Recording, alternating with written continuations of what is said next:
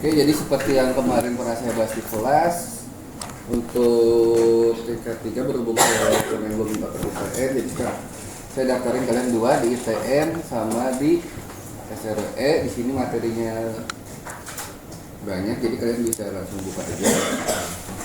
Baik materi dan modulnya udah ada semua di sini ya. Nah, untuk mendaftarinnya saya minta format seperti ini.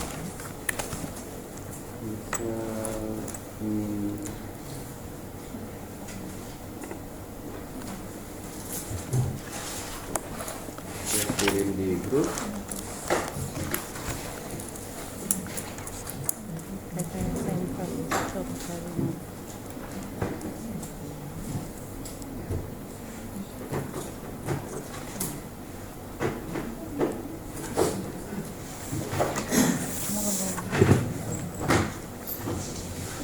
Jadi template-nya seperti ini ya. Jadi ada 3 kolom, first name, last name, sama email.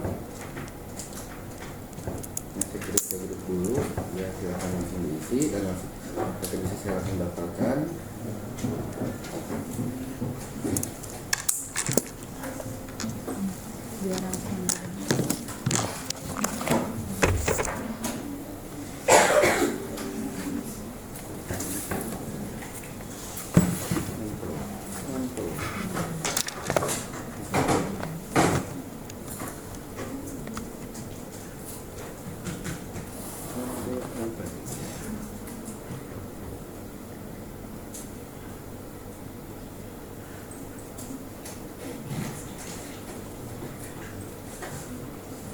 Kalau yang udah punya atau udah punya akun sendiri, silakan mau pakai email sendiri juga nggak apa-apa, nggak harus selalu pakai akun Tobar. 3B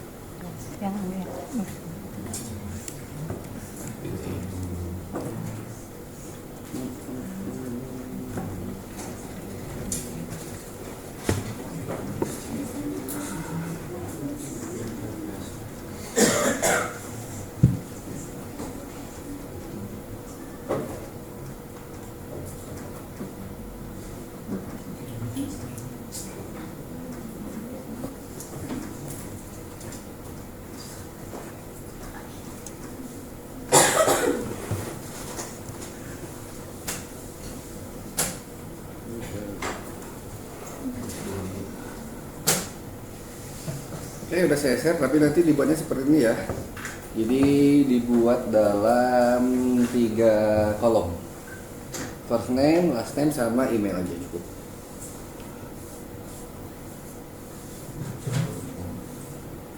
Oke. Nah, kalau udah nanti kalian akan saya daftarkan. Jadi seperti yang waktu kemarin kita bicarakan di kelas ya, berhubung kalian belum dapat ITN, jadi saya kasih ITN, tapi ITN ini sifatnya opsional, dalam artian kalau mau dikerjakan tutur nggak apa-apa karena tidak akan masuk penilaian. Tapi kalian harus tahu juga dikerjakan dan tidak itu benefit dan konsekuensinya kalian itu buat kalian sendiri. Oke. Karena seperti yang pernah saya bahas juga kemarin, untuk mendapatkan verifikasinya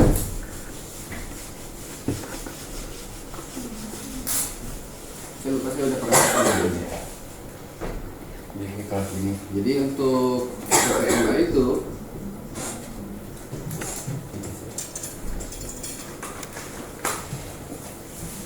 ada 2 ini ya, ada yang akademik kita pakai NKK, ada yang profesional sertifikasi. Untuk akademik ini ada 3 ITN, SWRE, dan ENSA. Yang profesional cukup 1, namanya rutin mungkin aja.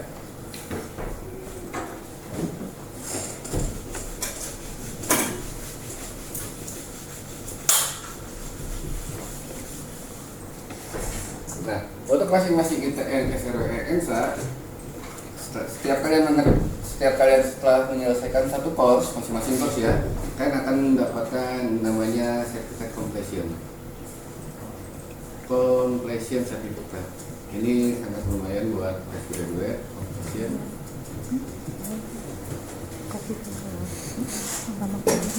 Kalau yang profesional ya, jelas profesional ini ya, profesional certificate. Beda. Kalau completion artinya telah menyelesaikan aja. Nah, perbedaannya di sini. Untuk yang completion ini, tiga-tiganya adalah free. Kalau yang profesional, itu kalau kalian belajar sendiri, examnya itu sekitar ada exam. Examnya itu 300 USD sampai saat ini. Oke, belum ditambah pajak.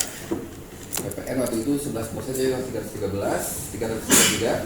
Sekarang 12% jadi itu sendiri lumayan, kira-kira 5 juta, 6 juta malah.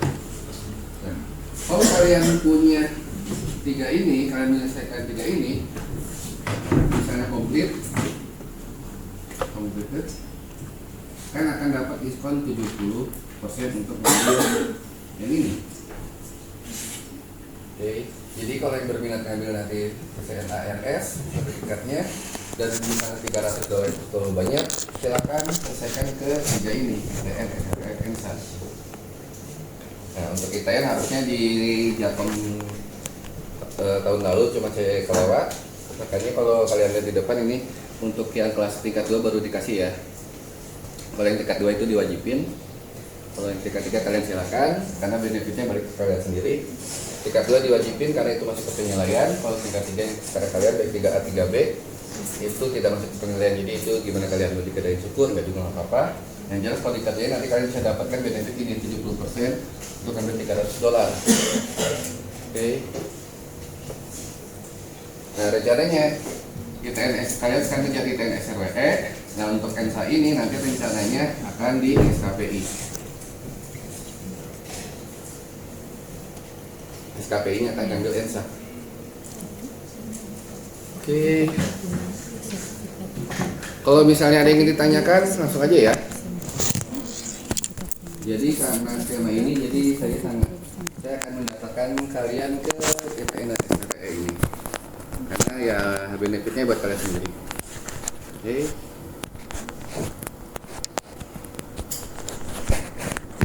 Ini udah ada semua modulnya, materi-materinya ada semua.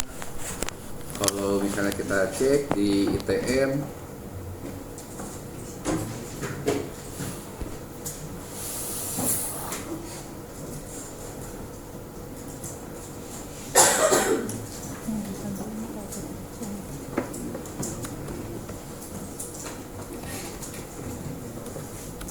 mulai dari networking, pengenalan jaringan, basic switch dan configuration. Kalau basic configuration sebenarnya kita udah ya di Jakom ya, cuman ini hanya untuk pembulan aja. Kalau kalian mau skip bisa langsung ambil exam-examnya aja, nggak masalah. Pengenalan protokol, ini kan ada setiap chapter itu ada exam-examnya masing-masing. Ini yang harus dikerjakan utamanya. Jadi ada exam, checkpoint exam, checkpoint exam, checkpoint exam. Ini yang utamanya harus dikerjakan itu exam-examnya. Checkpoint exam, checkpoint exam lagi, checkpoint exam. Nah, sampai ini final exam dan dan exam ini harus dikerjakan biar dapat. Jadi kalau misalnya kalian saya kayaknya terlalu lama kok ini, jadi kalian mau langsung ke skip ngerjain exam-examnya aja nggak apa-apa. Oke.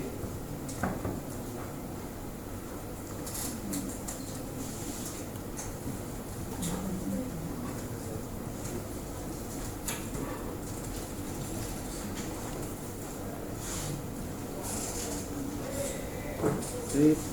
Begitupun ini kalau kita lihat dari ITN itu sebenarnya kita belajar basic networking. Jadi apapun bidang, apapun levelnya, kalau kita bicara jaringan,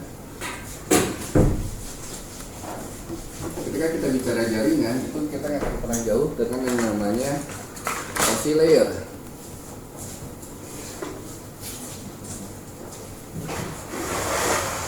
Oke, ini sedikit review ke belakang. Kita akan selalu bermain dengan OSI layer, mulai dari fisikal, ini udah kita ini juga kemarin ya, data, network, transport, session, presentation. Dan nanti kalau misalnya kalian ngelamar jadi network engineer, biasanya pertanyaan bisa selalu akan juga application. Nah, kalau kita lihat di modul ITN ini, dia fokus ngebahas dasar dari OSI layer, mulai dari fisikal, kita lihat bahas fisikalnya, bahas data link, fisikal sama number sistemnya, data link sama model Ethernet switching, itu network layer, bahas ARP-nya juga, IPv4, IPv6, ICMP, bahas transport layer dan aplikasi. Kalau network security ya di sini ada, cuma kita nggak akan mendalami karena nanti ada di mata kuliah keamanan data ya. Jadi fokusnya ITN itu ada di sini. Tapi secara kulit, jadi secara kulitnya aja, secara pengalamannya. Kalau kita lihat mendalami lagi materinya SWR, dia akan fokus ke VLAN, lebih ke layer 2 dan layer 3, VLAN, inter VLAN, STP, Ether channel, yang mana nanti kita akan pelajari juga di praktikum sebagian, BHCP, yaitu FHR untuk redundan, yaitu konsep WLAN, wireless LAN, dan juga konsep routing, static routing. Dan kalau di sini OSPF nggak masuk, tapi kita sengaja masukkan karena seperti yang waktu kemarin saya bahas di kelas, kita untuk rekayasa kita akan nyoba ngambil dari materi ENSA juga. Jadi OSPF sudah masuk di ENSA.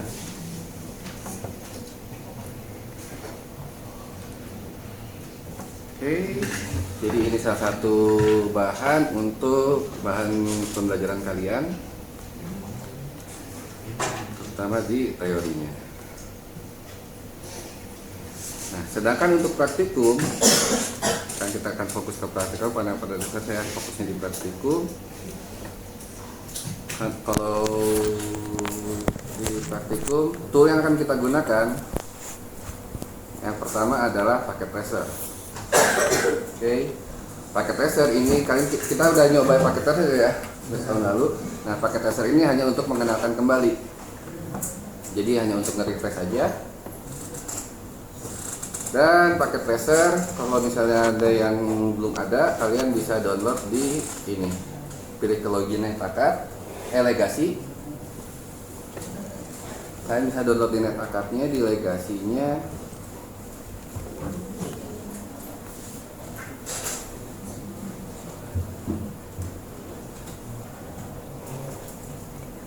Salah jumlah ini.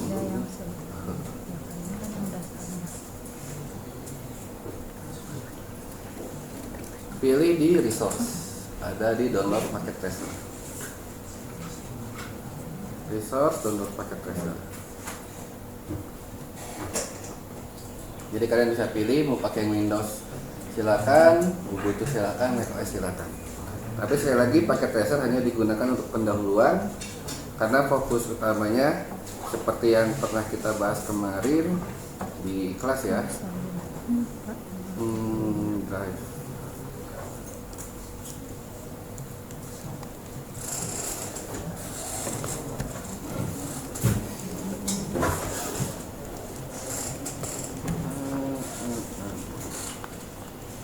Seperti yang pernah kemarin kita bahas di kelas, bahwa kita fokus materinya adalah terkait konfigurasi dasar WAN, OSPF, BGP, MPLS, TOS, VPN, Cloud, SDN, dan yang jadi masalah adalah mulai dari OSPF ke bawah itu tidak support di paket tracer. Paket tracer sebagian support di OSPF tapi tidak semua fiturnya. Ini kendalanya. Jadi untuk paket tracer kita hanya pendahuluan aja. Tuh kita kembali lagi gimana sih cara konfigurasinya. Tool yang akan kita gunakan pada dasarnya, alasannya karena paket tracer itu adalah ini ya, dia ada simulator. Jadi tidak semua fiturnya ada. Beberapa tool yang akan kita gunakan ini opsional. Karena materi kita adalah fokus di OSPF, BGP, dan MPLS. OSPF itu tidak semua fitur ada di paket tracer, BGP tidak support di paket tracer, dan MPLS juga tidak support di paket tracer. Jadi ini kita akan sedikit nyentuh materi virtualisasi. Jadi meskipun virtualisasi kita bahas di akhir, tapi akan kita sentuh dulu ke belakang, karena beberapanya kita akan menggunakan virtualisasi, yaitu kalian boleh menggunakan VMware ataupun VirtualBox. Ini akan saya kasih dulu untuk referensinya.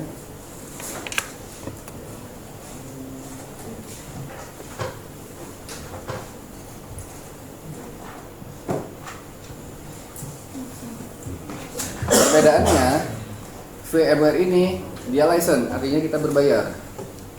Oke, meskipun kalian mau pakai kerekan silakan, tapi saya tidak berkomentar apa-apa karena sebagai pengajar kita tidak boleh iniin untuk kerekan ya. Meskipun beberapa aplikasi saya juga menggunakannya. Jadi saya tutup mata aja dan saya juga tidak bisa mendorong-dorong hal itu. Atau kalian bisa menggunakan VirtualBox sebagai virtualisasinya. Tampilannya dari ini adalah VMware. Kalian bisa langsung download di pilihnya ya workstation ya, karena VMware itu banyak modelnya. Atau kalian bisa VirtualBox, yang mana ini juga nanti akan kita gunakan di keamanan data. Karena baik di rekayasa dan keamanan data kita akan sering bermain di virtualisasi. Tampilan VirtualBox adalah seperti ini. Kalau digital, ini tampilan dari VirtualBox.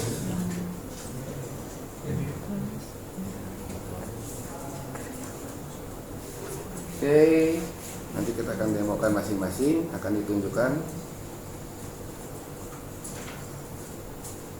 Dan untuk praktikumnya, karena tadi paket tracer itu adalah simulator dan simulator itu banyak yang nggak support ya. Kita pakainya emulator. Jadi emulator itu emulasi perangkat aslinya. Mungkin beberapa kalian pernah pakai ya emulator PS2, PSX atau PS3. Konsepnya sama seperti itu. Nah, di sini ada 4 opsi yang bisa kita gunakan. Yang pertama adalah GNS3. Kalian bisa download di sini. Ini GNS3.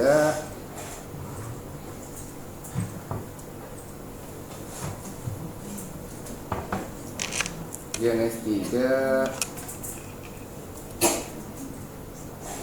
ini adalah tool yang akan kita pakai baik di pada dasarnya. Tool ini kalau GNS3 is NGP NetLab mungkin kita akan fokus di rekayasa, tapi kalau VMware atau VirtualBox-nya kita akan gunakan di rekayasa juga di ini keamanan jaringan.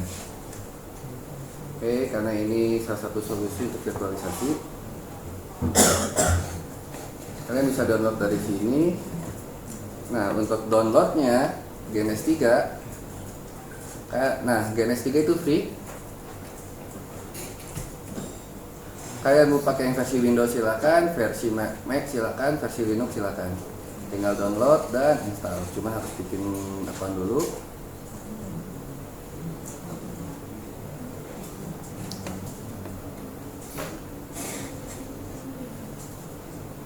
Oke, tinggal download dan langsung dipakai. Nah, untuk tampilan dari GNS3 sendiri, kebetulan saya harus nyalain dulu.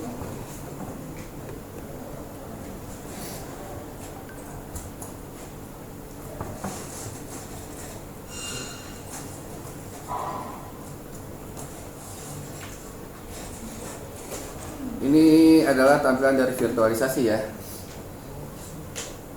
Ini yang saya pakai, ini servernya ada di belakang. Karena kalau di laptop saya cukup berat juga. Saya nyalain dulu beberapa untuk sampel. Nah, GNS3 saya nyalain.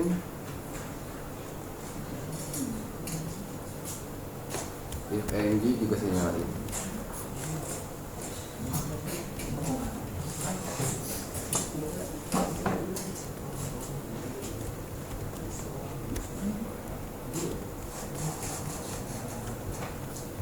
Oke, di sini saya udah nyalain. Bisa kita lihat di sini saya udah nyalain GNS3 dan VNet.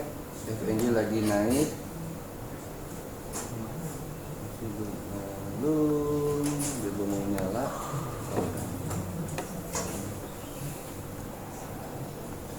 Oke, GNS3 nya tampil. GNS3 server tampilannya sederhana seperti ini aja. Untuk UI-nya, jadi kalau kita pakai GNS3,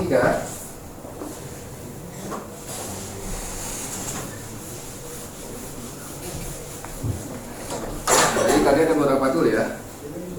Kalau GNS3 itu dia terdiri dari dua komponen. Untuk GNS3 ada dua komponen. Komponen yang pertamanya kita sebut UI atau GUI-nya, Graphical User Interface-nya. Komponen keduanya adalah server. Nah, untuk UI-nya dia berada di lokal. Nah, untuk servernya, ini kalian boleh pilih bisa di lokal atau remote. Nah, kalau saya pakainya di remote agar tidak membebani. Cuman konsekuensinya, kalau namanya remote berarti kita hanya bisa mengerjakan di lokasi tersebut. Oke. Kalau lokal, kelebihannya kita bisa ngerjain di mana aja. Ya, semua keputusan ada pros-prosnya, konsekuensi dan prosnya.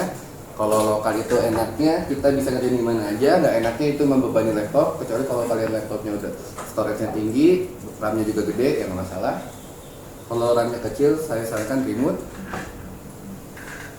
Tampilan dari GNS3 seperti ini.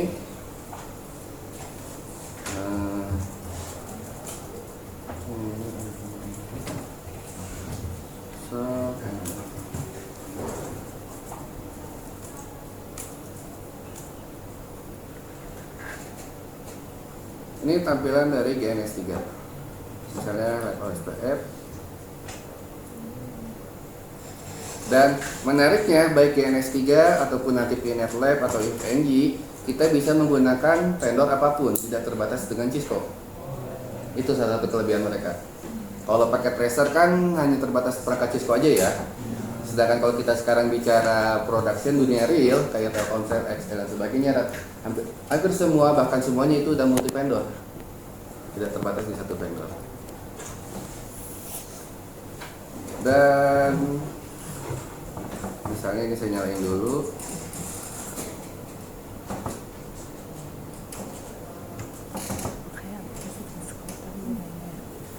Nanti saya akan membandingkan dengan paket tracer.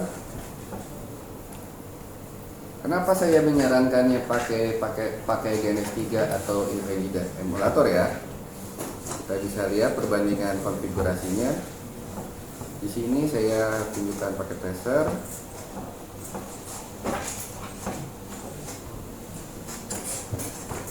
Di sini sebagai pembanding. Nah, yang kanan adalah GNS3, yang kiri ada paket tracer. Kita lihat dari perbedaan konfigurasi aja. Enak, komplit. Dari secara fitur aja jauh lebih banyak GNS3. Alasannya sederhana karena GNS3 mengemulasi perangkat real. Sehingga semua fitur-fitur yang ada di GNS3 ya ada di real juga, perangkat real. Beda seperti di paket tracer. Atau biar lebih spesifik, misalnya saya pakai root. Kalau di paket tracer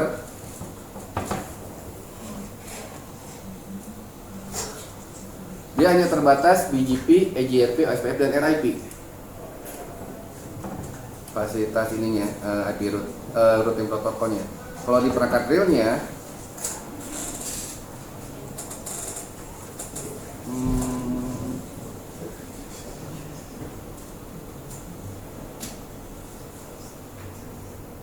ada di sini ya. Router. Ada BGP, EGRP, AS ada di sini. ISO EGRP ada, LISP ada, untuk mobile root ada, ODR, on demand root ada. OSPF versi 3 juga ada. Jadi lebih lengkap. Oke. Dan kalau kita bicara lagi ke OSPF, kita bandingkan lagi, misalnya di paket dasar root OSPF 1, dia hanya terbatas area, autocost, default, distance, exit, load neighbor. Kalau di GNS 3 dia jauh lebih banyak fiturnya. Mungkin untuk OSPF seperti yang saya tampilkan di sini, untuk OSPF sebagian masih bisa kita gunakan pakai tracer. Tapi nanti ketika kita bermain di BGP dan MPLS itu nggak bisa dipakai tracer. Jadi saya berencana kita akan menggunakan salah satu dari 3 ini, salah satu dari 4. Nah, ini untuk tampilan dari GNS 3 seperti ini ya, sederhana. Dan dia menggunakan UI-nya adalah sendiri. Nah, untuk sampel yang kedua kita menggunakan ifng. Nah, kalau ifng itu menariknya, saya lupa ifng dia ada di IP berapa ya. ifng dan pnet itu dia tidak punya aplikasi khusus UI karena mereka menggunakan namanya browser. 92.92.04 gitu ya.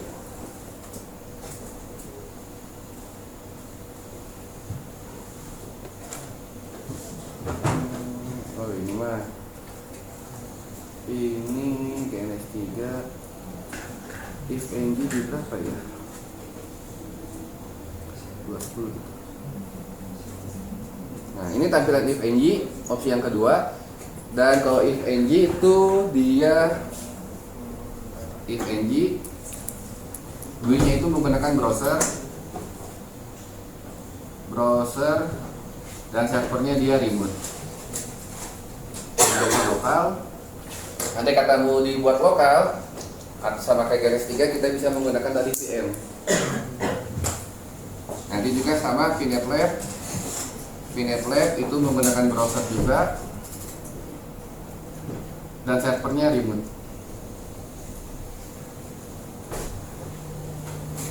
Oke, ini tampilannya seperti ini. Kita masukin aja admin if. Ini tampilan dari ifng.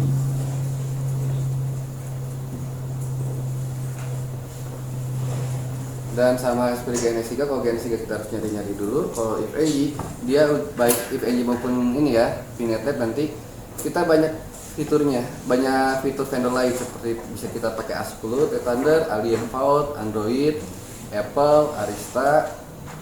Ini ada, kalau yang abu saya nggak punya image-nya, kalau yang biru saya ada image-nya. Ini kan ada yang terang ya, yang terang berarti ada image-nya, bisa kita pakai. Bisa pakai Barracuda, Broket. Mungkin beberapa kalian kalau misalnya kalian belum KP ya. Nanti kalau misalnya KP nanti kalian dengar namanya Aruba, Broket, Fortinet, itu vendor-vendor lain. Kalau misalnya kita Cisco itu terkenalnya hanya di router sama switch. Biasanya kalau WiFi kita pakainya Aruba. Ini Broket. Kalau untuk security firewall biasanya pakainya FortiGate. Di sini ada FortiGate. Nah, Fortinet. Ada Fortinet juga, ada F5, Juga di sini kita punya Cumulus. Cumulus itu keluarnya dari Nvidia untuk SDM, untuk white box. Kita bisa pakai Cumulusnya. Bisa bermain di Juniper juga. Nokia board silakan, dan masih banyak lagi. Jadi yang ditawarkan IFNG itu dia lebih banyak vendornya, jadi kita tidak terfokus pada Cisco oriented aja. Nah, untuk IFNG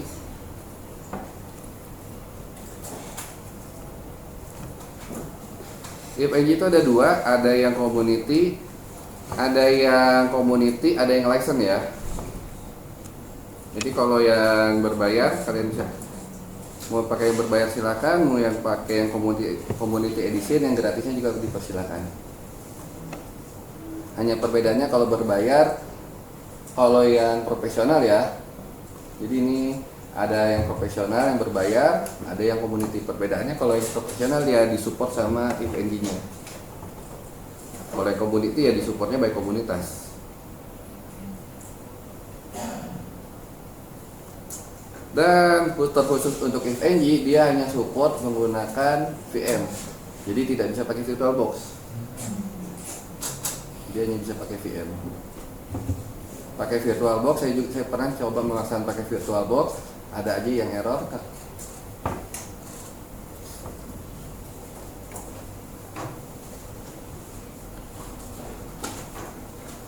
Untuk ini alternatif tidak perlu semuanya diinstal, tapi kalau pengen nyoba-nyoba ke semuanya juga nggak masalah. Terus selanjutnya kita bisa menggunakan tadi PNetLab. Saya lupa di IP berapa PNetLab.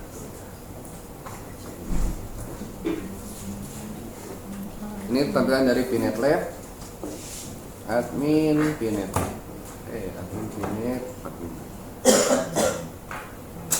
Tampilannya mirip kayak IFNG. CD.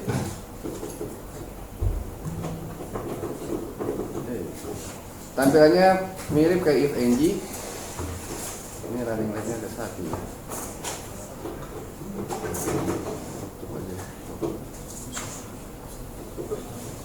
Relaxation dulu bentar.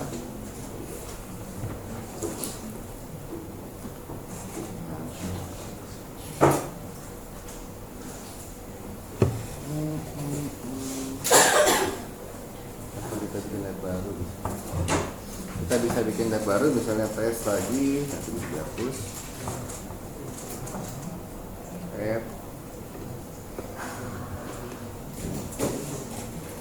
Ini persis kayak IFNG ya.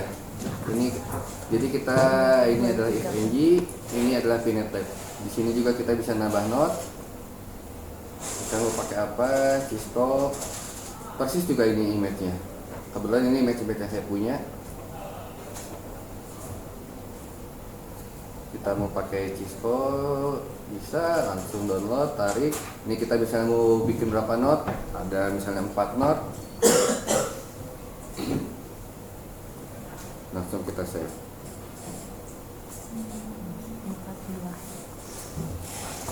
Namun berbeda seperti paket tracer ya, ada konsekuensi kita menggunakan emulator baik itu GNS3, IFNG maupun PNet.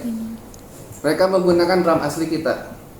Jadi kalau misalnya kita ini misalnya saya setting ya konfigurasi, kita akan mengkonfigurasi RAM ya, dia akan mengambil RAM asli dari memori kita. Maka daripada itu secara best practice rekomendasinya sebaiknya menggunakan server remote biar tidak makan yang kita. Tapi yang itu konsekuensinya kalau remote kita nggak bisa kerjain di mana aja. Makanya tadi saya bilang kalau misalnya yang RAM-nya tinggi nggak masalah.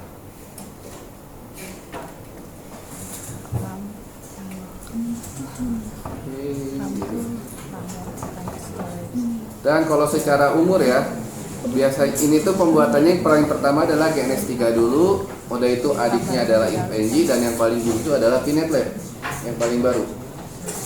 Dan menariknya dari PNetLab itu,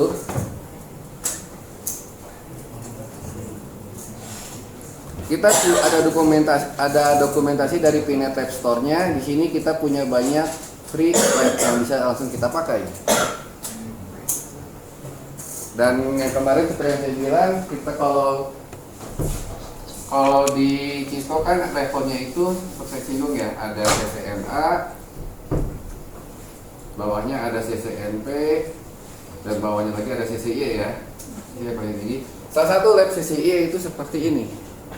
Kalau yang mau nyoba bisa langsung download tampilannya.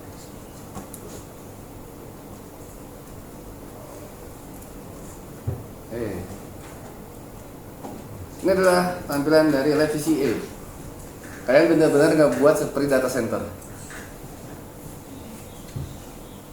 Pusing emang.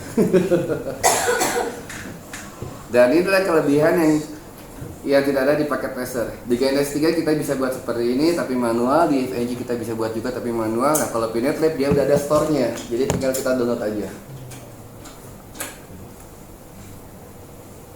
Jadi kalau ditanya yang paling bagus mana, yang paling bagus ya untuk saat ini sebenarnya Pinet Lab, karena dia ada dukungan dari ini store Pinet Lab store-nya.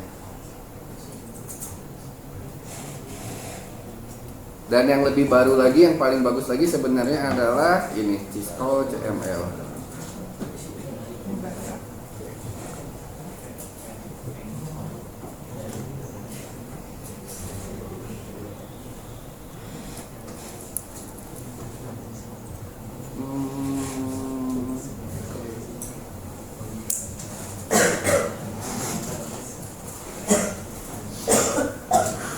Saya lupa.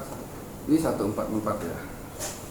144. Aduh, passwordnya apa? Bentar, saya lupa kalau CML kita pernah buka.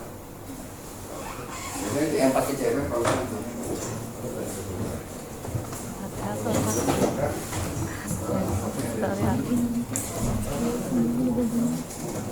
Dia kan terus dia juga pakai software kan, terus saya lagi pakai software. Yang lebih canggih lagi itu adalah yang terbaru adalah Cisco Modeling Lab atau CML.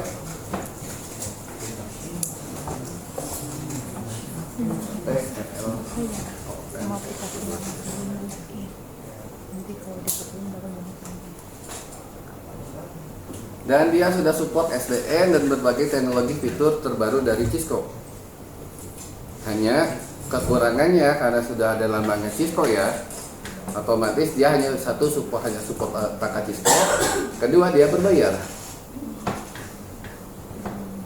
Oke, Cisco Modeling Lab price.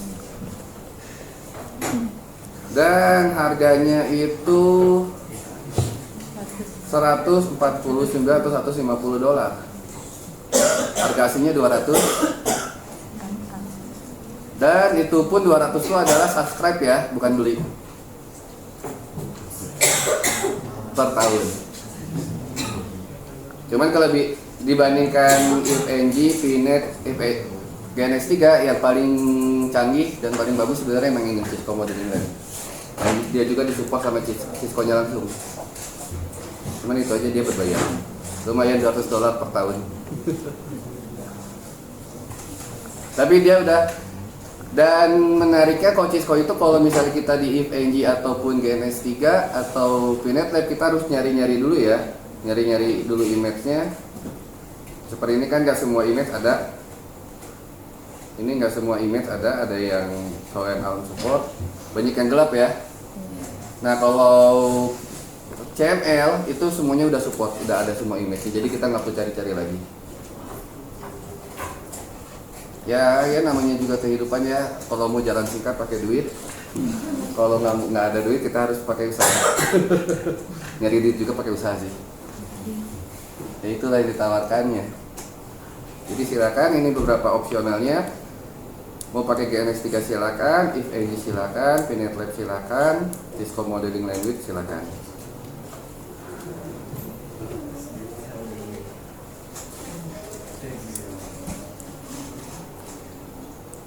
Oke, silakan dicoba-coba dulu, dicari-cari dulu.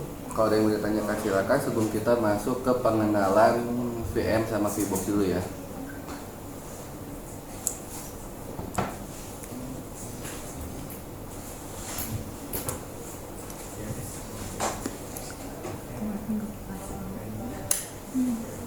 Dan kemarin saya sempat iseng-iseng nyari Pinet Lab.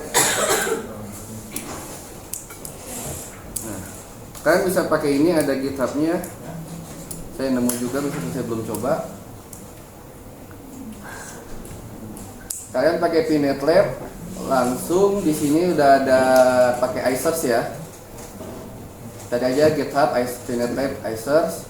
Di sini dia dia membuat sistem otomasi biar kita bisa langsung download semua image yang mulai dari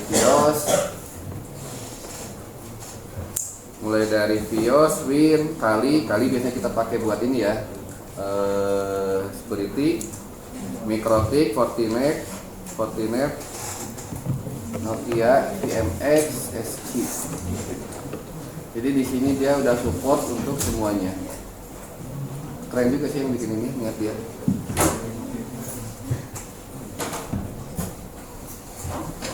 Tapi balik lagi seperti yang sering saya bilang, ini supportnya kalau kalian pakai Linux. Jadi ganti Windows kalian jadi Linux.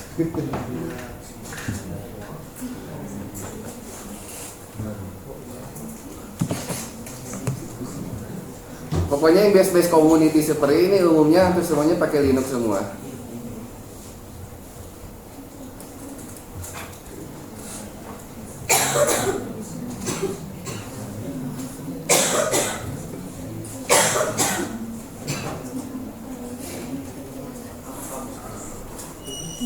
Oke, terkait tool yang akan kita gunakan selama praktikum, apakah akan ada yang ingin ditanyakan?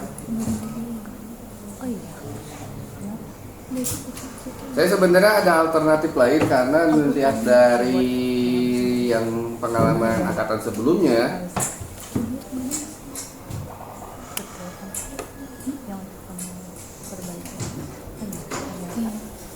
kalau saya melihat dari pengalaman tahun sebelumnya,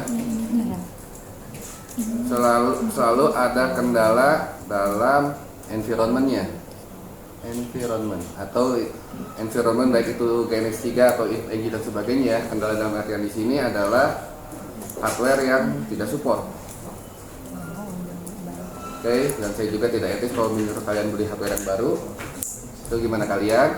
Cuman saya punya alternatifnya adalah ini juga berlaku untuk nanti ya keamanan jaringan ya, karena di keamanan jaringan juga kita akan bermain di virtualisasi. Lalu di virtualisasi. Alternatif saya kita gunakan lab Telmat 1 yang sebelah, yang sudah ada 6 PC. Oke. Tapi konsekuensinya lab Telmat 1 hanya bisa untuk 24 orang. Kalau kita dibagi 2, 248 kan nggak mungkin ya, kasihan yang 8. Otomatis dibagi 2, 16 per 16. Otomatis ini alternatif dari saya. Nanti praktikum keamanan jaringan sama keamanan data sama rekayasa, mau nggak mau kita dibagi 2 kalau kita pakai lab sebelah. Tapi yang ditawarkan kita bisa pakai komputer di sana biar tidak membebani laptop kalian.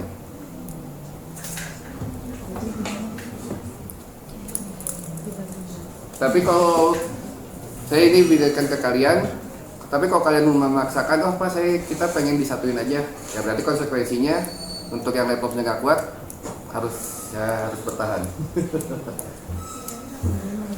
Oke.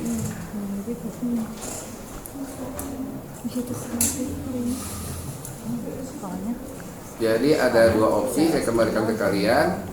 Opsi pertama kita gunakan lab Telmat 1 yang sudah ada 6 PC. Prosnya ada komputer yang bisa digunakan untuk server. Cost-nya dibagi 2.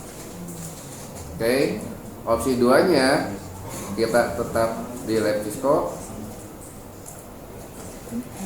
Prosnya kelas digabung.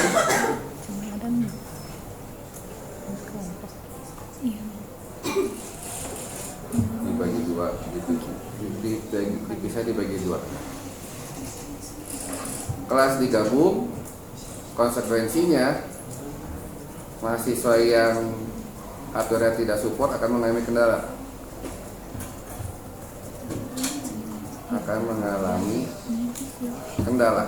Oke, keputusan saya berikan ke kalian. Kalau misalnya saya merekomendasikannya, karena kita adalah tujuan kita agar pada bisa ya. Kalau saya rekomendasinya pakai saran pertama. Oke, dan ini berlaku untuk mata kuliah rekayasa infrastruktur jaringan dan keamanan data.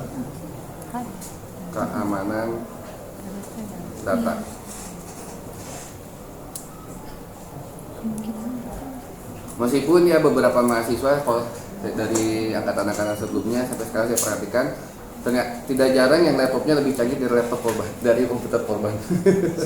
Ada yang pakai Alienware dan sebagainya. Kayak gitu nggak masalah, itu aman-aman aja.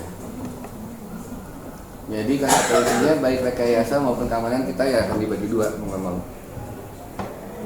Tujuannya biar semuanya bisa nyoba.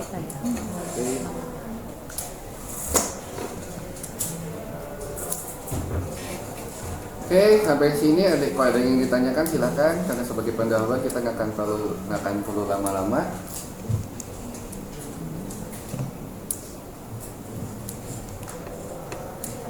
Iya. GitHub-nya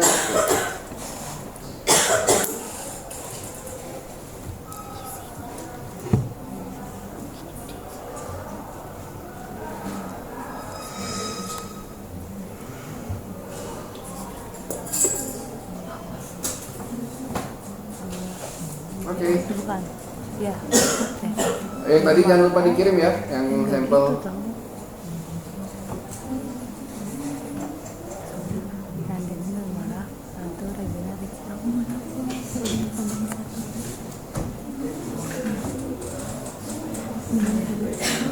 Enggak atasnya. Sapinya jadi dia harusnya dikasih satu. Jadi satu ya, tes dua, ini enggak ada. Ya.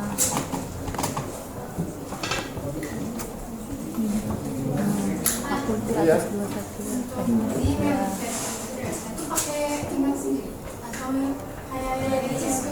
Yang mana? Iya. Itu kalau misalnya kalian belum punya akunnya bisa pakai email Polban. Kalau misalnya udah punya akun boleh pakai email sendiri. Oke. Andai kata nanti kalian pakai email Polban, nanti setelah lulus kalian bisa kok diganti jadi email pribadi. Tujuannya apa? Biar akun kalian bisa dipakai terus sampai lulus, meskipun sudah lulus ya, tetap bisa dipakai. Karena kalau nanti kalian pakai email Polban terus, ya email Polban kalau udah lulus biasanya dihapus. Nanti nggak bisa akses lagi. Tapi berhubung sebelumnya kalau saya ngikutin masih dari sebelumnya dari Pak Usman juga pada pakai email Polban, tapi nggak masalah, nanti bisa kalian ganti. Oke. Itu bisa kok kayaknya. Aku Polban. Polban itu kamu dulu sebelum selesai. Aku Polban. Sip gitu. Tekok dulu ya. Ini juga. Iya, cara macam gini. Anak ya.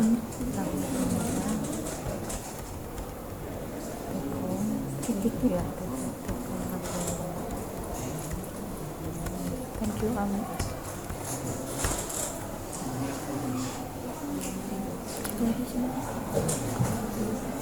Betul. Oke, kalau tidak ada pertanyaan, kita masuk pendahuluan terkait virtualisasi ya. Tadi pendahuluan tool, di mana ketika kita bicara GNS3 NGP Network, kita akan menggunakan namanya virtualisasi. Begitupun nanti ketika kita di keamanan data menggunakan Jadi ini tool yang akan kita gunakan di infrastruktur. Kalau nanti kita bisa menggunakan mau pakai kali atau Teror atau mungkin Athena, itu sama juga. Konsepnya kita akan menggunakan virtualisasi. Alasannya sederhana, biar kita tidak perlu satu-ulang laptop kita. Oke. Nah sekarang kita kembali ke konsep virtualisasi ini.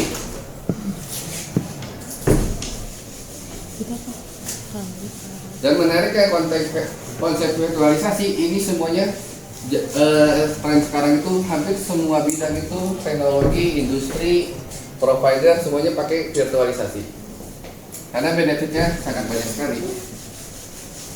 Ilustrasi sederhananya itu, anggaplah kali ini kita bicara konsep dulu. Kenapa sih kita pakai virtualisasi? Kenapa di data center atau di gudang, di rumah atau di kamar itu kalian beli satu buah server. Oke. Kapasitasnya misalnya saya beli yang 64 GB memorinya. Storage-nya mungkin 1 tera. Oke. Itu kalian saya pengen bikin server nih. Config berubahlah kalian menjadi anggaplah web server. Jadi kalian sudah punya web server sendiri di rumah. Oke. Kemudian saya pengen ekspansi nih. Saya udah coba berhasil bikin web server, saya pengen bikin lagi nih kayak Google Drive sendiri, itu kita sebut sebagai file server. Nambah lagi di sini. Otomatis beli yang baru. File server. Dengan speknya masih sama.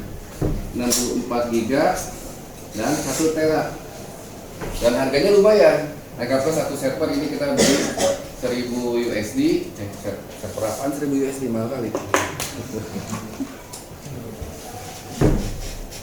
Bisa sih 1000 USD ya. 10.000 itu berapa sih? 15 juta ya? 16 juta ya bisa lah. Atau anggaplah 2000 USD. 2000 USD. Kalian udah punya 4000. Dan jadilah kalian punya dua server, yaitu web server dan file server. Oke. Terus kalian misalnya pengen misal kok beli server ya, keren banget. Jadi kalian pengen beli lagi nih. Saya pengen bikinin lagi misalnya DNS server. Pertanyaannya, masanya kapasitas ruangan kalian hanya bisa sampai 2 server. Kalian tidur aja udah bingung mau di mana karena habis buat server, ya kan? Jadi kalian beli pun udah nggak bisa disimpan di mana-mana, space-nya habis, ya kan? Nah, hal seperti ini kita sebut sebagai horizontal scaling. Jadi penambahan ke samping, nambah apa ya? Cuma kalau kita menggunakan metode seperti ini supaya kita tahu, kita nggak bisa nambah lagi nih karena tempatnya habis.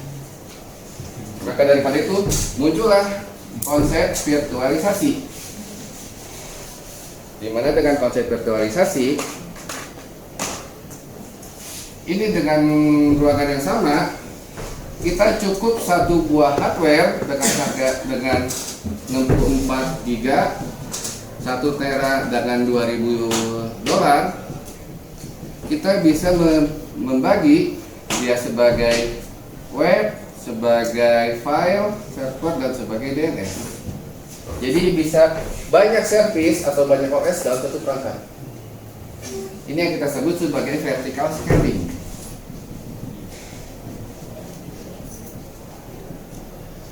Inilah hal yang ditawarkan dari virtualisasi. Secara budget 2000 sama tadi nambah 2000 jadi 6000, jauh lebih hemat. Kita hanya menggunakan satu server, satu hardware.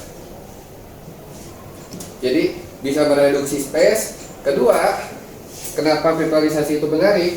Ini kita bicara 64 GB. Ini kita bicara 64 GB. Kenyataannya mungkin ini yang hanya kepakainya ternyata dari 64 hanya 8 GB. ya kan? Ini yang kepakainya mungkin bahkan lebih rendah lagi, file report mungkin hanya 4 GB, ya kan? Ketika kita nambah baru, ya lumayan, ini wasting semua, terbuang sia-sia memorinya. Dan kita beli 32 ya, kita harapannya sampai 32 ya, meskipun jangan sampai maksimum. Karena kalau misalnya kita RAM-nya maksimum 100% ya laptop kita nge-hang. Jadi kita bicaranya di sini adalah utilisasi.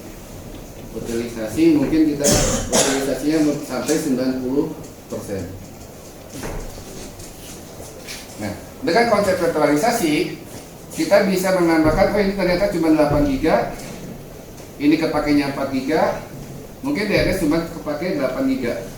Jadi masih banyak space yang kita bisa gunakan.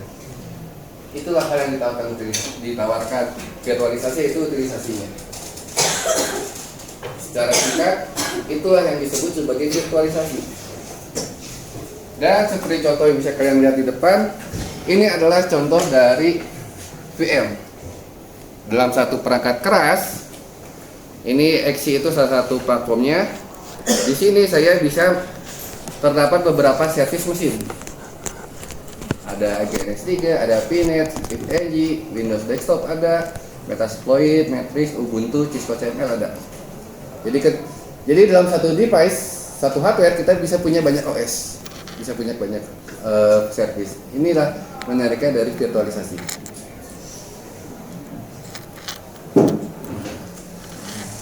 Dan di industri saat ini hampir semua hal kita menggunakan virtualisasi. Kalau kita bicara cloud computing juga itu pasti pakai virtualisasi. Mungkin pernah kalian dengar DigitalOcean, ya, udah itu GCP, Google Cloud Platform dan sebagainya, itu pasti menggunakan virtualisasi. Semua hal yang berhubungan sama cloud itu pasti pakai virtualisasi untuk mereduksi cost. Dan costnya juga tidak hanya cost pembelian ya, tapi cost operasional juga. Nah, cost operasional ini biaya listrik mahal, biaya listrik mahal, apalagi sekarang listrik naik lagi, listrik mahal. Jadi daripada kita biaya 3, kita cukup biaya 1 hardware. Benar-benar nekan costnya luar biasa. Nekan cost tapi tanpa mengurangi performance. Itu yang paling utama ya, kita menekan budget tapi tidak mengganggu performance. Kalau yang sekarang kan menekan budget tapi performance berada keganggu semua ya. Kalau ikut berita. Oke, inilah yang namanya virtualisasi. Tujuannya ya. Dan untuk virtualisasi juga, kalau ada yang bingung atau saya kecepatan langsung interrupt aja. Kebetulan saya tidak punya arahannya, PPD-nya saya belum buat juga, jadi kita pakai cara coret saja.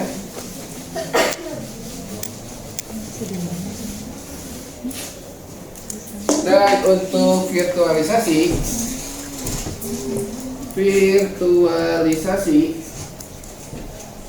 saat ini itu ada 2 teknologi. Teknologi pertama, ini teknologi virtualisasi ya. Teknologi virtualisasi ada 2. Teknologi pertama kita sebut sebagai virtual mesin. Seperti yang kalian lihat di depan itu adalah virtual mesin. Teknologi kedua kita sebut sebagai container. Jadi ada 2 teknologi, VM dan container. Untuk saat ini, nah, virtual mesin juga terbagi ada 2 tipe.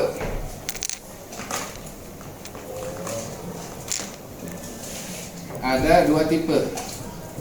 Tipe 1 dan tipe 2.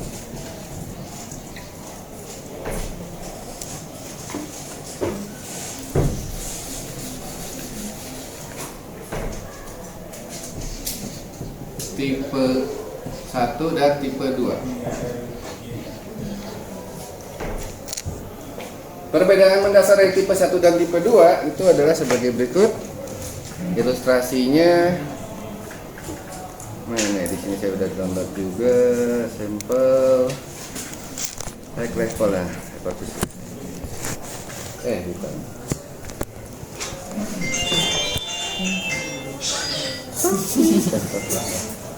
Ini ya, perbedaan antara tipe 1 dan tipe 2.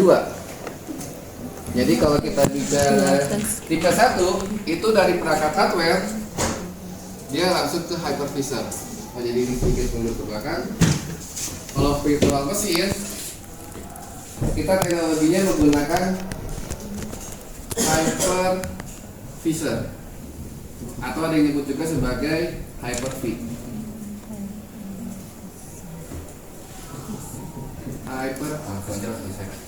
Disebut sebagai hypervisor atau ada yang disebut sebagai Hyper-V. Nah, kalau kontainer kita menggunakan container engine.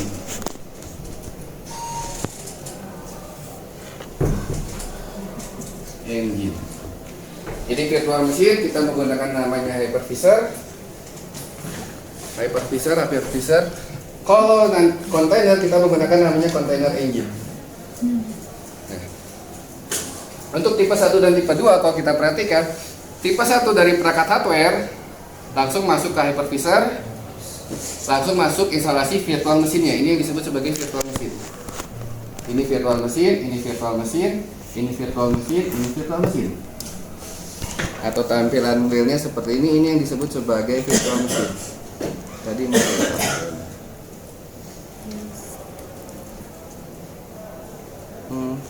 Nah, ini list ini yang disebut sebagai virtual mesin. Secara mesinnya nggak ada. Artinya kan bicara virtual berarti dia secara logik aja ya. Wujud mesinnya nggak ada. Wujud mesinnya cuma ada satu yang kalau kalian lihat di belakang ini ada komputer gede, yaitu hardware yang satu. Sebanyak ini. Sedangkan tipe 2 itu perbedaan mendasarnya adalah kalau tipe 2 ada operating system. Contohnya apa? Kalau misalnya yang kalian lihat di depan ini adalah tipe 1. Jadi dari bare metal itu hardware ya. Langsung saya pasang hypervisornya itu XK host client. Ini hypervisor.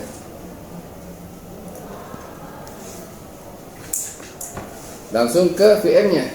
Sedangkan kalau contoh dari tipe 2 adalah laptop saya ini laptop saya adalah dipasang OS dulu. Hypervisornya adalah virtual box. Nah, ini dia.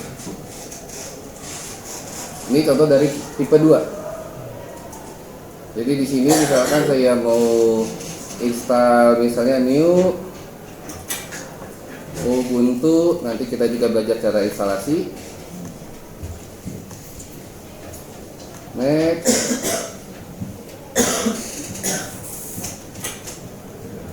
Ini aja. Ubuntu test.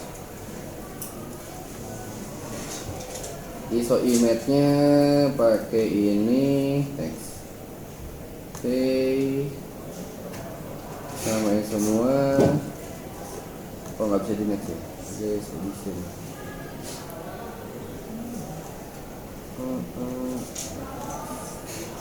Nanti ini cara instalasinya. Kita di set memorinya mau di set berapa, prosesornya di set berapa.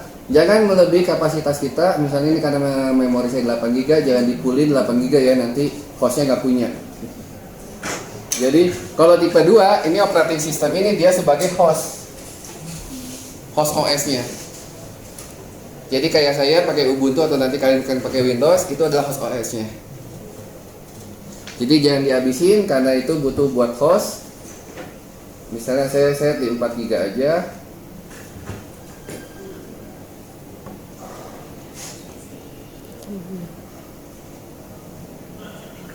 Oke, harddisknya juga kalian bisa set. Ini ada pre-allocated sama dicentik atau enggak ya. Kalau pre-allocate artinya misalnya kita set di 25, dia langsung akan ngeblok 25 habis. 25 GB. Tapi kalau kita di uncheck itu nggak akan langsung di size. Dia hanya ambil dari yang dipakai aja. Misalnya kita install aplikasi hanya kepakai 4 GB, storage utama kita hanya kepakai 4 GB. Perbedaannya di situ. Oke, udah jadi Ubuntunya. Ya, sesimpel ini. Jadi kalian sambil belajar juga cara instalasi. Dan satu hal lagi, jangan takut error, karena kalau di VM kalau error tinggal delete aja, bikin baru. Error tinggal delete. Masalah selesai. Wah, gagal install. Kalau install langsung di HP beneran kan kadang gagal install bisa aja. Worst case-nya laptop kita jadi gantungan kunci ya. Kita pergi jadi apa? Nah, kalau di VM salah install atau gagal atau sebagainya tinggal delete. Dan sangat kepake juga ketika kita bicara security, biasanya untuk isolasi environment. Biasanya uji coba virus, malware atau malware kayak gitu, itu di virtualisasi. Jangan pernah uji coba virus di laptop sendiri, karena itu sama aja bunuh diri.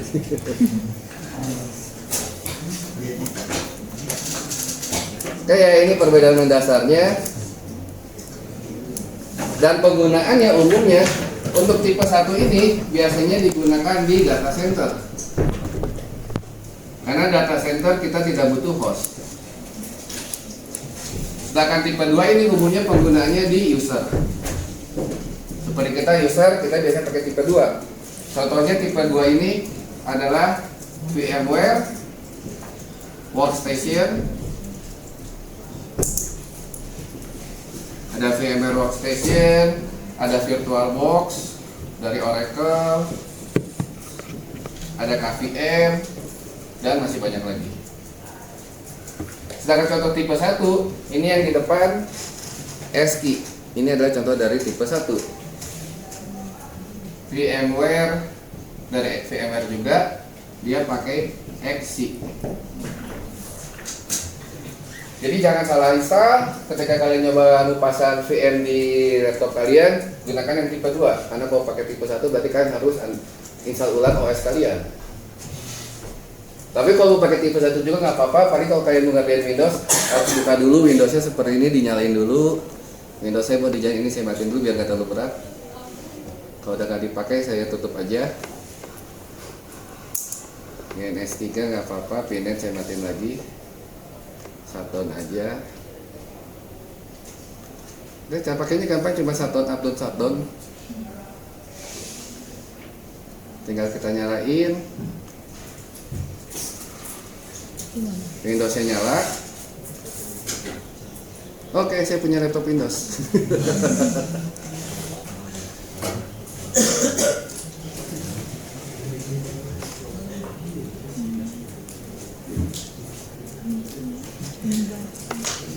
Banyak sebenarnya benefitnya, menariknya, atau mungkin kalian ada yang pengen nanti di TA atau nanti mungkin di dunia kerja, saya pengen iseng pakai main Raspberry, Arduino dan sebagainya, tapi saya nggak punya perangkatnya. Virtualisasi solusinya. Raspberry juga ada untuk bentuk VM-nya, Arduino juga ada. Tinggal kita cari aja misalnya Raspi OVA. Nah, ada skriptur Raspi OVA ada, bisa dicari, masih banyak lagi. Jadi kita bisa trial sistem-sistem operating system atau apapun. Nah, ini Windows saya sudah punya, meskipun saya tidak memakai Windows, tapi saya sudah punya Windows. Oke. Inilah hal menarik yang ditawarkan dari virtualisasi, akan sangat terpakai di mata kuliah kita rekayasa maupun keamanan dan mungkin mata kuliah lain.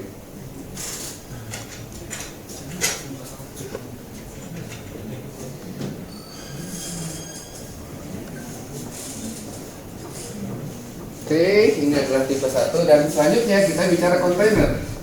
Kontainer itu kalau kita perhatikan kalau virtual mesin dia ada instalasi OS dulu ya. Kayak saya tadi tunjukkan, misalnya di VirtualBox di sini setelah saya udah dihapus ya. Misalnya saya bikin lagi yang baru, Ubuntu tes lagi, tes 2 aja. Nah, kalau virtual mesin mau tipe 1 tipe 2, kita harus melakukan instalasi OS dulu.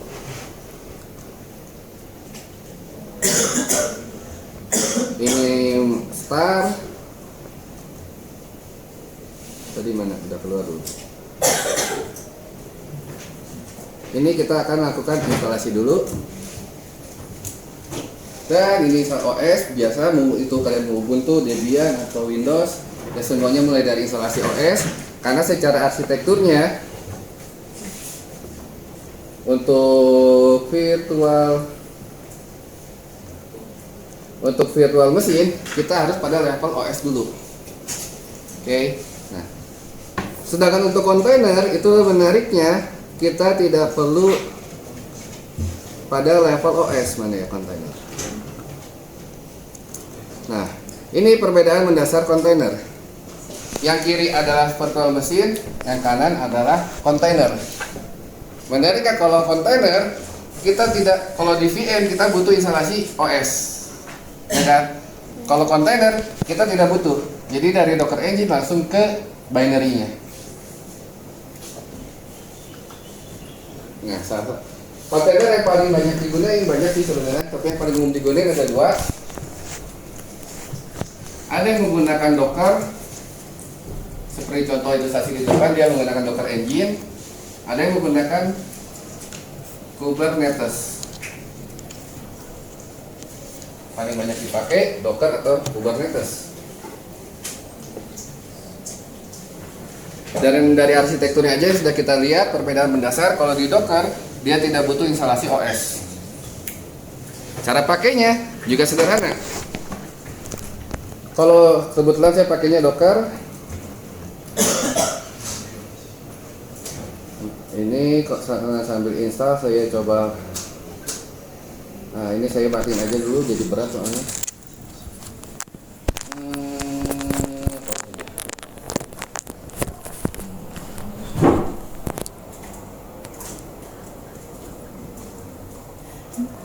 Nah, kalau salah konfigurasi jadi seperti ini. Kita iklan dulu karena berat kali ini.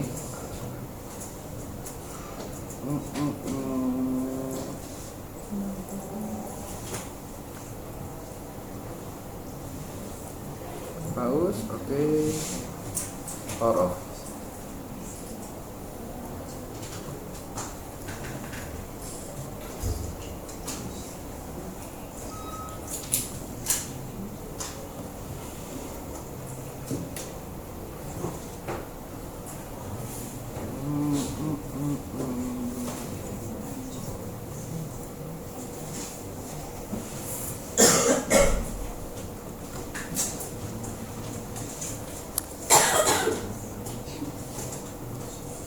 GB kegedean ini karena saya set di 4 GB, tapi kayaknya host saya ngambil laptop saya kan 8 GB ya. Tadi saya set di 4 GB dan ternyata sepertinya laptop saya butuh lebih dari 4 GB karena cuma bisa 4.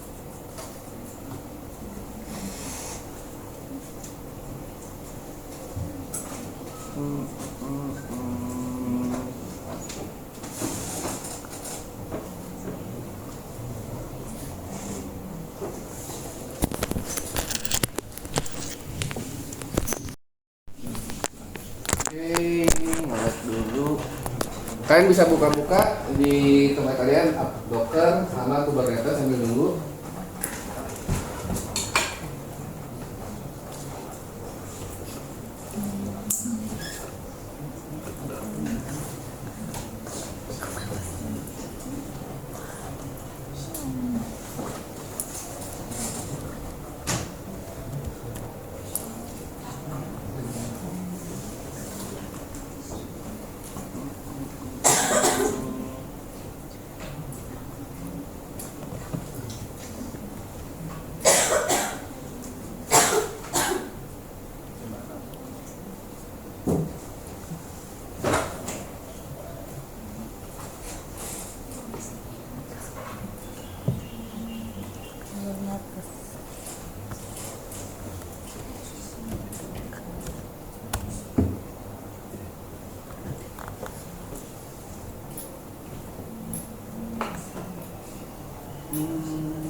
Terminal aja. Ini konsekuensi tadi saya salah karena RAM-nya ketinggian. RAM ketinggian, hostnya nggak dapat RAM, nggak dapat memorinya. Oke. Oke,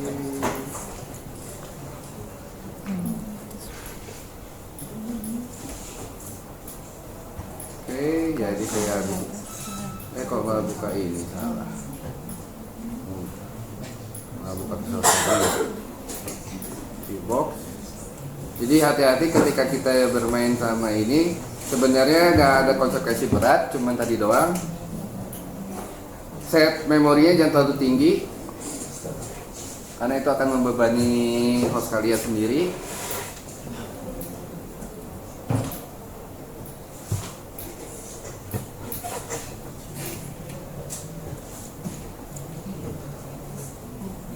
Ini nggak muncul. Jadi ini saya hapus lagi aja, karena gagal install ya jatuhnya. Tapi nggak apa-apa, dimin dulu aja. Oke, ini contoh dari VM dan tadi kembali lagi untuk ada Docker,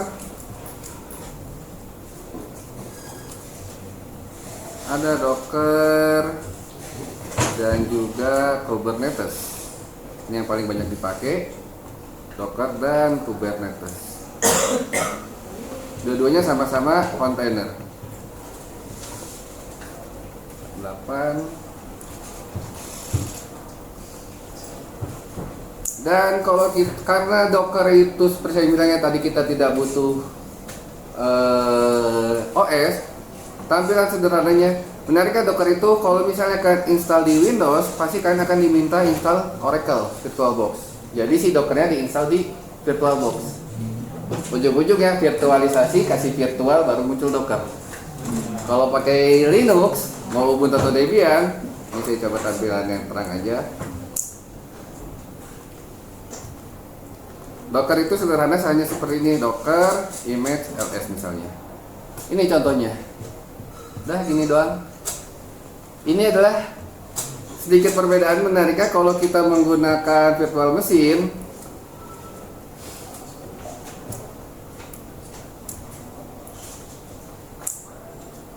Virtual machine, list-listnya bisa kita lihat di sini ya.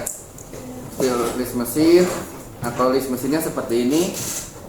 Nah kalau Docker itu list mesinnya yang tampak seperti ini aja, ringan-ringan saja. Untuk menjalankannya juga sederhana, tinggal Docker run, misalnya saya contoh pakai Onos. Sudah langsung jalan. Lebih simpel.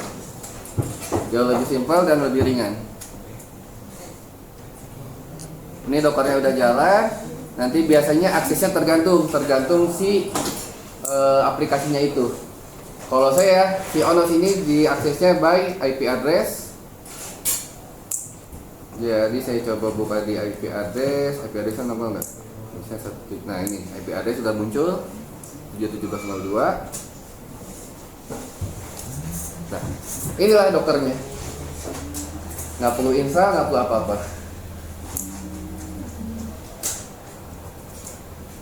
Beres. Dan cara installnya Docker itu sederhana. Misalnya kita bisa menggunakan namanya Docker Hub. Kalian buka Docker Hub. Di sini banyak sekali kumpulan image Docker. Misalnya saya pengen ngambil Ubuntu.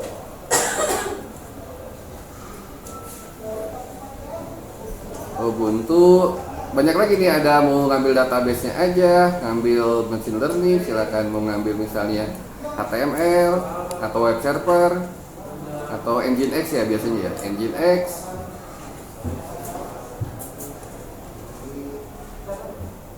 Cara ambilnya juga gampang, karena di konsep kontainer kita tidak melakukan instalasi, tidak ada instalasi hardware, tidak ada instalasi OS ya, seperti yang kita lihat ini. Di kontainer dia dari host langsung ke Docker Engine. Nah Docker Engine-nya tuh ini, yang tampilan di atas ini adalah Docker Engine-nya.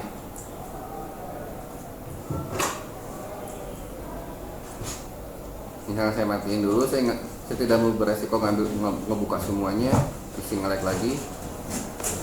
Saya matiin dulu Docker PS. Docker kill 7356 7356. Oke, habis. Nah, untuk downloadnya juga sederhana di Docker itu. Misalnya saya pengen Nginx, tinggal Docker full. Semoga tidak berat, maksudnya saya nggak tahu berapa ini size-nya. Tinggal full, komplit.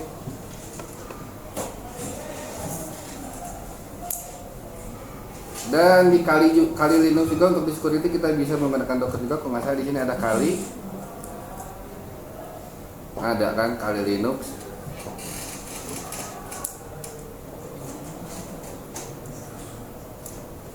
Jadi ini ya gimana kalian, mana yang lebih enak, tergantung kondisinya.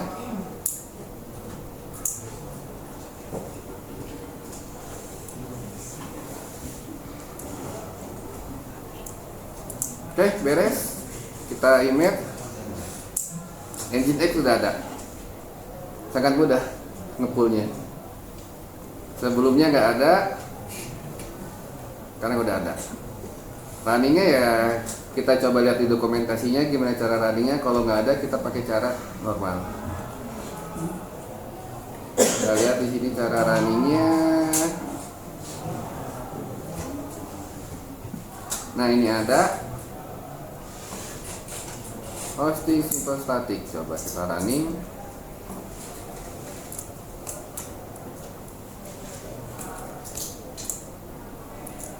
Oke, Docker ya. Cara bukanya dia ada di IP berapa ya? Saya nggak tahu lagi. Content HTML apa IP yang sama ya? Nah, Nginx di 172. Sip. Beginilah cara pakainya. Cukup sederhana dengan Docker. Dan kenapa Docker, tujuan Docker itu sebenarnya sederhana. Kenapa Docker, maksudnya kontainer itu kenapa bisa ada? Umumnya kalau secara penggunaan ya, ini saya hapus dulu.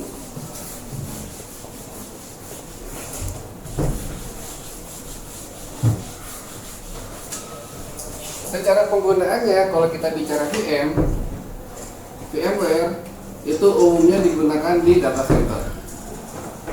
Nah, kalau kontainer ya dengan VM ya, sebetulnya sebagai VM atau virtual machine itu di data center. Kalau Docker atau kontainer itu biasanya dipakainya sama para developer. Awal tujuan utamanya adalah di developer, tapi meskipun kita bisa dipakai oleh siapa aja. Kenapa sama developer? Secara histori awalnya, misalkan ini ada seorang developer bikin web, bikin aplikasi. Kan pernah bikin aplikasi kan mungkin di mata-mata kuliah sebelumnya ya, dimana yang kita tahu kalau aplikasi itu pasti membutuhkan banyak dependensi.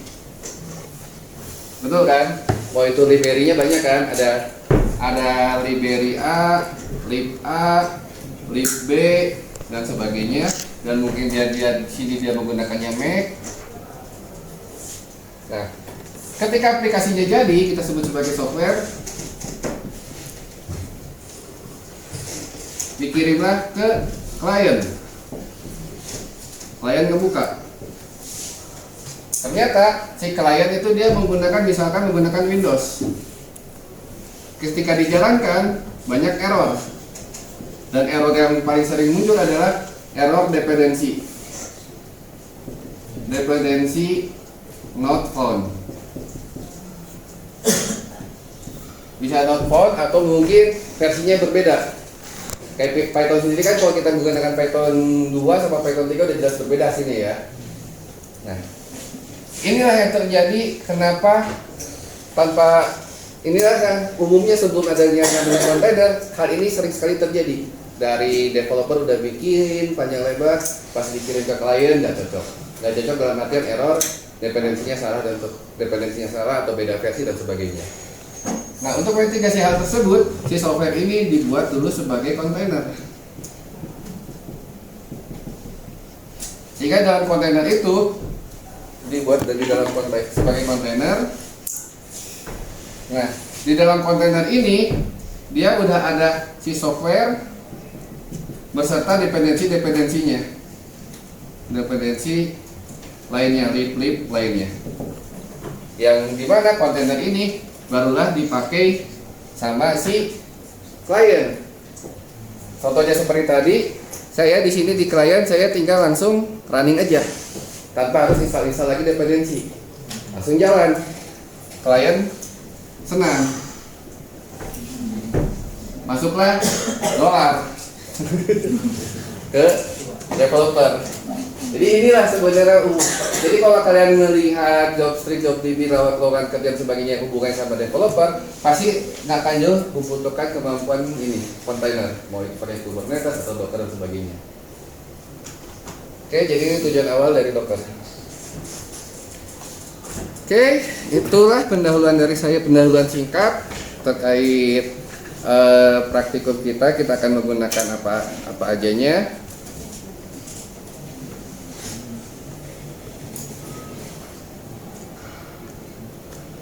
Itu pendahuluan singkatnya. Jadi itu yang akan kita gunakan di praktikum ini lagi FS3 IFNG atau ya ini atau ya tidak aja. Saya tidak menyarankan pakai CML, tapi kalau kalian mau pakai silakan. Kenapa tidak menyarankan? Karena tadi $200 hanya 1 tahun. Untuk virtualisasinya kan bisa pakai VM atau VirtualBox. Tapi seperti yang kita lihat tadi, IFNG hanya bisa support di VM. Dia tidak support di VirtualBox. Saya nggak tahu KineLab apakah bisa di VirtualBox. Dan juga tadi kita ada pendahuluan singkat terkait materi virtualisasi.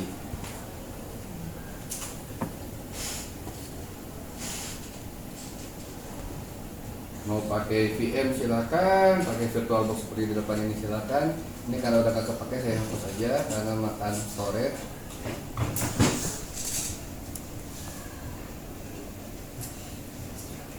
Ini juga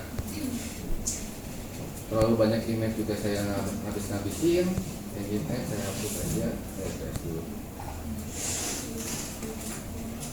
Docker kill DB17 Docker RMI Nginx saya hapus.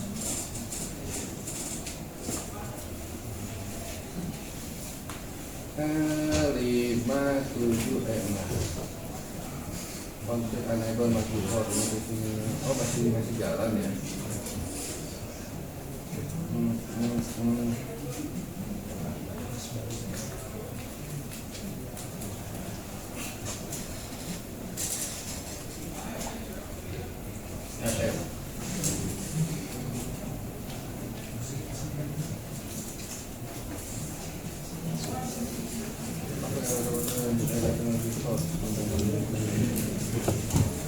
Oke ya, jadi itu kalian mau pakai Docker silakan, kontainer silakan, VM silakan.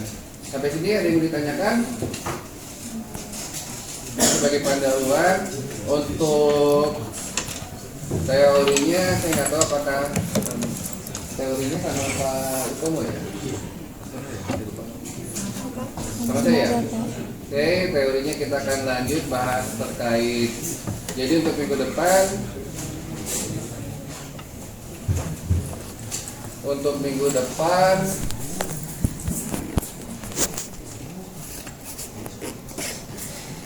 teorinya kita bahas mengenai arsitektur internet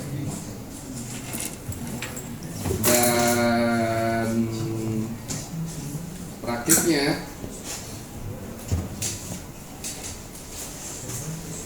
tadi apa ya?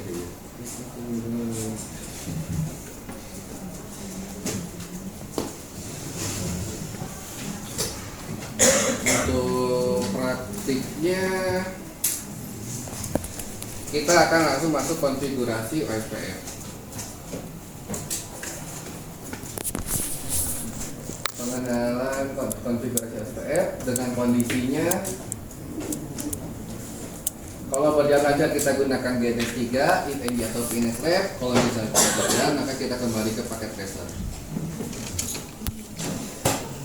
Oke, dengan opsinya ini kembali ke kalian, silahkan infokan ke saya. Mau pakai opsi 1 atau opsi 2. Opsi 1 kita gunakan Retelma yang sebelah agar tidak terlalu membebani laptop masing-masing. Jadi kita pakai fasilitas PC yang ada, cuman dipisah berarti ada dua. Atau kita tetap di Levisco ini. Cuman konsekuensinya saya nggak tahu apakah laptop kalian semua atau enggak. Tapi kalau misalnya laptopnya pada kelas semua ya alhamdulillah. Karena sebagai minimal sebaiknya laptopnya isinya adalah 6 GB untuk nanti keamanan, minimal RAM, baik untuk keamanan dan infrastruktur. Maksudnya minimal itu biar lancar sih. Saya juga 8 tadi aja udah sebutkan. Oke ya. Di sini hari ini masuk semua. Masuk.